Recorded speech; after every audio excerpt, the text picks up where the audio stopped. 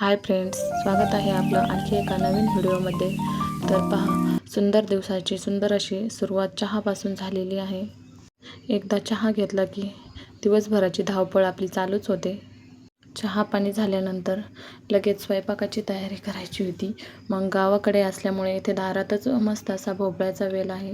त्या भोपळ्याच्या झाडाचं मी मस्त असं एक भोपळं तोडून आणलं, जे की आज आम्हाला भाजी करायची होती. मग एकीकडे इथे मुलांसाठी दूध तापायला ठेवलं आणि एकीकडे चिरून घेतलेल्या भोपळ्याची भाजी करत होते.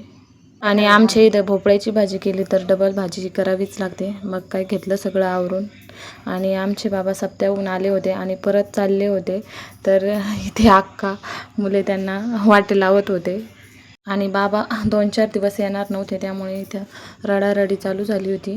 दोघेही बाबाच्या पाठीमागे लागली होती. आणि म्हणतात ना, आपण लावलेली झाडाचे फळे आपण नाही खाल्ले तरी आपले नातवंडे खातात. तसेच शंभूच्या बाबाने लावलेली झाडाची पपई शंभू तोडून खात होता. आणि मग एकदा 5 वाजल्यानंतर परत संध्याकाळची तयारी चालू झाली. आणि इथे संध्याकाळच्या भाजीसाठी मी कांद्याची पात करत कढईत टाकली. त्यावेळेस गच्च कढई भरली होती आणि झाल्यावर पहा एवढीशी डब्यामध्ये. आणि सकाळची सेम कंडिशन, कारण की कांद्याची पात पण आमच्या इथे काहींना आवडते आणि काहींना आवडत नाही. त्यामुळे त्यांच्यासाठी मी इथे मटकी करीत होते. मटकी करण्यासाठी गॅसवर कढई ठेवली. त्यामध्ये 2 पळ्या तेल, जिरे, मोहरी, थोडीशी हळद टाकून घेतली आणि ती तडतडल्यावर मी थोडीशी कोथिंबीर कापून ठेवली होती, ती पण त्यामध्ये ॲड केली.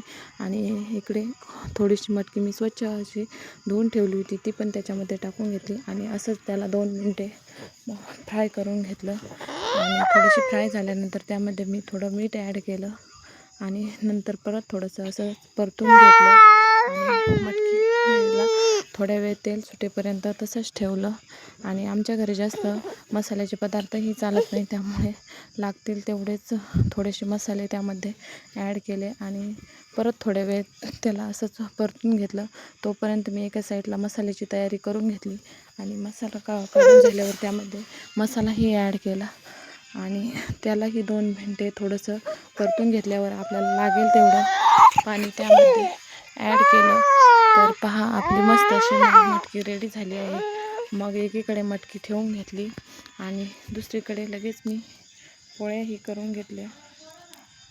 आणि संध्याकाळच्या टायमाला मुले जास्तच येड्यावानी करतात, त्यामुळे स्वयंपाक झाल्यानंतर लगेच इथे जेवणाला ताटं तयार केली आणि मग काही सर्वांनी एकत्र बसून मस्त जेवणाचा एन्जॉय केला. तर असा होता आजचा व्हिडिओ. आवडल्यास लाईक करा, शेअर करा, चॅनलला सबस्क्राईब करा. Bye, good night.